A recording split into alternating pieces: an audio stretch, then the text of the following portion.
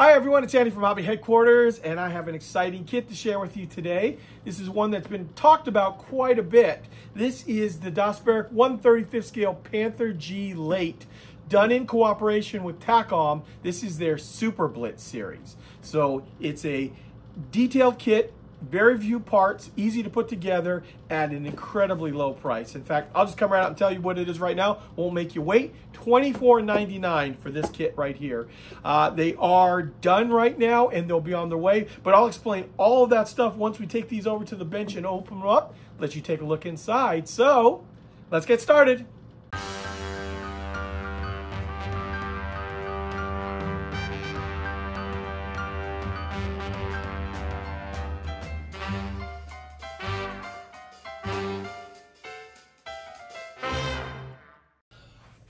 Okay, here we go, guys. Here it is. This is the Werk Panther G late production in 35th scale. This is a Super Blitz kit done in cooperation with Takom. And the Super Blitz kit, I know we kind of talked about it just briefly, but in a nutshell, this is a kit that can be put together in a couple of hours, still have a very detailed, accurate looking Panther that is not going to kill you with, you know, days and days or even weeks on end of building a ton of parts. Not every modeler wants that. I know that for a fact. I've had a hobby store for quite a while, and there are lots of people who want to put something together quickly and still have a nice piece and then get to painting and weathering. And that is the niche that this kit is going to fill.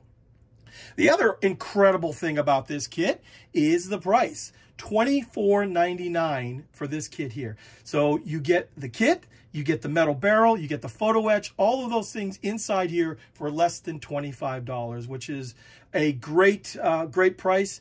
And already pre-order sales have started going crazy on it because of the quality that is expected with this, as well as the fact that of a $25 kit is not something you normally find very often, especially with inflation and everything else. This is a great deal. They are available for pre-order right now on the website, andyshhq.com. We have them for $24.99, and we're hoping that the kit will be arriving, I would say, within the next 4 or 5 weeks. They have told me that they are done. That's why you see here I have a completed box, and they have been loaded up, boxed up, and are putting on a shipping container. Shipping is very slow this time of year, guys.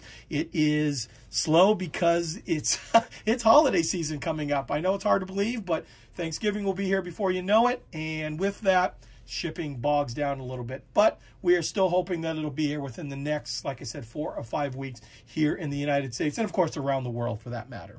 Okay, so enough of me talking. Let's take a look at the parts now. Okay, here we go, guys. Let's take a look at the upper and lower hull for this new Super Blitz kit.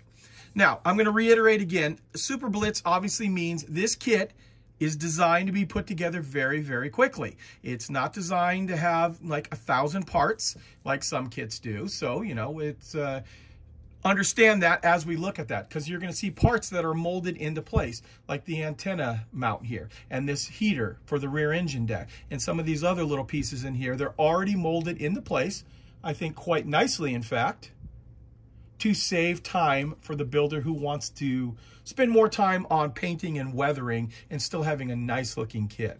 Now, as we go over the top here, something I noticed earlier too, try to get the sunlight to, or excuse me, the light to reflect on this, the texturing. You can see there's some slight texturing to the upper surfaces of the hull there. And that kind of mimics like a rolled steel effect that would be present on this type of armor. And we're also going to take a look at the welds. Seem to be pretty nice too. We also have all the welds up on the top. There, actually, you can see the texturing quite well right there. It's very, very subtle, but it's something that when you start putting weathering effects on it, things like that, you're going to notice it quite a bit. And then, of course, we've got the welds up front there. So remembering all that, too. I point that out because inevitably someone is going to say, oh, you know, it's got this part already molded into place. And that is the purpose of this kit. So we've taken a look at that. Now we can take a look at the lower hull. Same thing. All of the suspension arms are in place, the little springs, all these little pieces normally would be like an add-on glue part. You and I both know, if you've built a Panther before, you're not going to see any of this anyway. The giant road wheels on a Panther completely cover all this up, so it's not going to be a heck of a big deal in the, you know, quality-wise. The best thing about this, all the wheels are going to touch the ground because you don't have to worry about, did I get all the suspension arms lined up correctly? This is another thing, too. You can really see the texturing done on the front here. There we go. Really well on that. And of course, we still have all of the nice detail that would be on the lower part of the hull here. So if you were going to do like one flipped over, something like that. I have never seen many dioramas like that, but all of this stuff is always on the bottom right here to really add that extra bit of detail to it there. So there we go. There is our upper and lower hull. I'm going to slide those off to the side now because next we're going to bring in the ASprew. And the ASprew has the turret on it, which we're going to get in here nice and tight. Same thing. We've got the welds on there. We've got the texturing effect on the armor plate. But things like the cupola is partially in place there. We've got the lower part of the hull here. And it does have a locking pin on it, like you'd expect on most of those. We've got the rear portion of the turret. And we also have the ability to put a choice of mantlets on here. So we have the standard late G, and then we have the late one, the very late one that has the chin armor on it. And that was put on the place there because initially, I'm gonna grab something to point out right here. If a round came in and hit right here, the round would ricochet down into the main hull. So the Germans, after a while, figured that out, that was not a good idea. So they started adding this chin armor right here to the mantlet. And that is the reason why you have the different mantlets inside there. There is a very basic top to the engine, which is nice. That if you're just going to open the hatch, that's basically all you're going to really see anyway inside of it. And then we've got like the more parts for the cupola are right here. And it's got all those pieces already part of it. So very, very nice. So there we are. There is our ASprew. Okay, now we can take a look at the next sprue. This is RBprew. And we got some of the pioneering tools on here, like the shovel, the axe, wire cutters, pieces like that. But look at that. Look at this right here. This is your muzzle brake, all nicely slide molded, multi-directional. So you just have to cut those little nubs off there. And you've got a very nice barrel. Because remember, this has got a turned aluminum barrel included inside here. We've got our MG34, some of the other little detail parts here as well. So there we are. There is our B-sprue. Now we're going to take a look at the C-sprue. This is probably the first time I've actually put all the sprues in order because there was only a few of them here, so it's not very difficult to do. We've got our rear of the tank, parts for like the transmission cover, slide molding done on here. So here are the back. I'm not actually quite sure. I know these are flame dampeners. I don't know if they offer any type of muzzle, like a muffler, but they are the flame dampeners that are back here, and they're slide molded. And then of course we have, see here, parts right there where the drive sprocket will go. And of course we have our side skirts, side armor there. After that, we have our D-sprue here. We've got our spare track. You can see in an aid to help, the brackets are already installed, and actually all 6 pieces of track are molded as one. And we've got the covers for the rear, more slide molding for the tow cables and the track cable.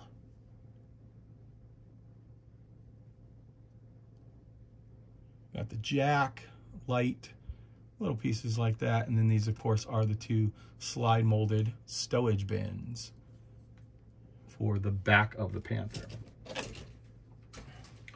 Okay, now we're going to look at the track sprue.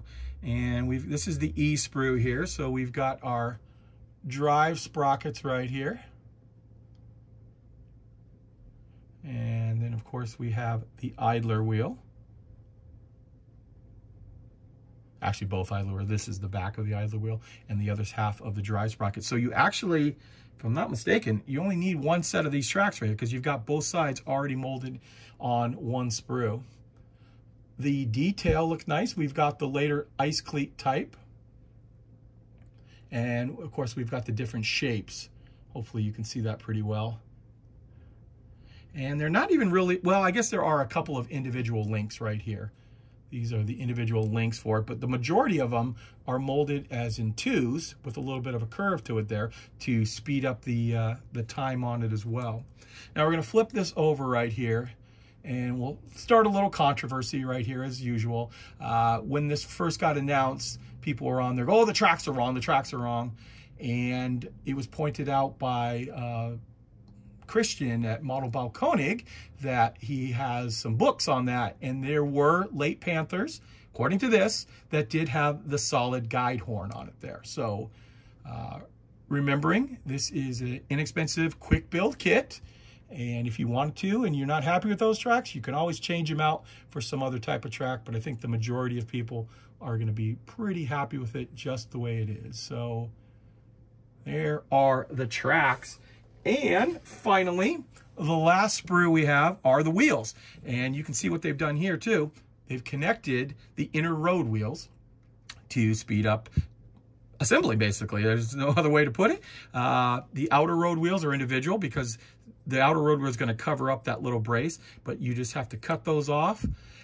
Most of the inner road wheels you really don't even have to paint to because you're not really seeing them with the tracks covering everything up, but you can always go ahead and paint them and really concentrate on detailing the outer road wheels right here. So this is your entire set of road wheels too, all on one sprue. So that is all of your sprues. As you can see just right here, that is everything that is going to make up to create this Panther. Okay guys, now we're going to take a look at all of the metal parts that come inside here. Starting off first with the photo etch grates for the back. And I'm holding kind of at an angle here. You can see the way they've molded the photo etch to give it kind of that interlaced look. I think they did a nice job on that. You only need one of these because the other one has got the armor on the heater side of it. You're also going to get some copper wire here that is all set up for, this is the tow cable one for actually towing the vehicles. Really like this copper wire, so much better than that other stuff. Sometimes the companies give you that sprung metal that, you know, will only stay in the shape that it comes out of the box, and you try bending around anything, it pops right off. This is designed to be flexible, yet stay in the position that you put it in. And then same thing goes for the track cable. The track cable, this is the cable, it's a smaller version of it, and the crews would use this for literally putting the track on because you have these very heavy tracks. If I'm not mistaken, I think 65, 70 pounds, something like that for each piece of track. So you would use things like the drive sprocket to help get that track back over the top of the road wheels if you were changing track on it there. So that is an important piece, and it's also in that soft, flexible metal, copper.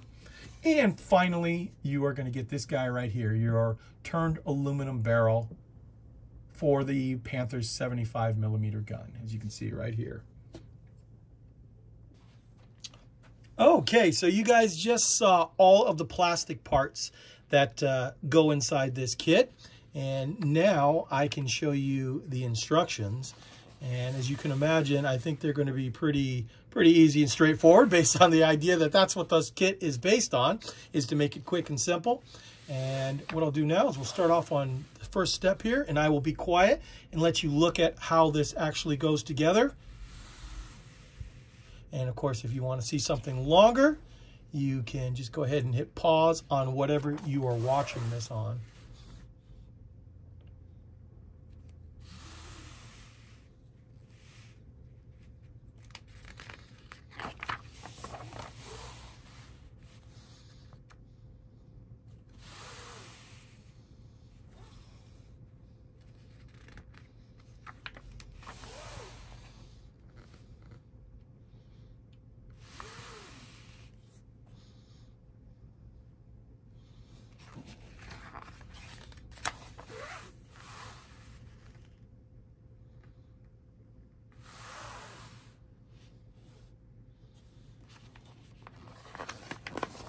So there is it. That was the whole breakdown.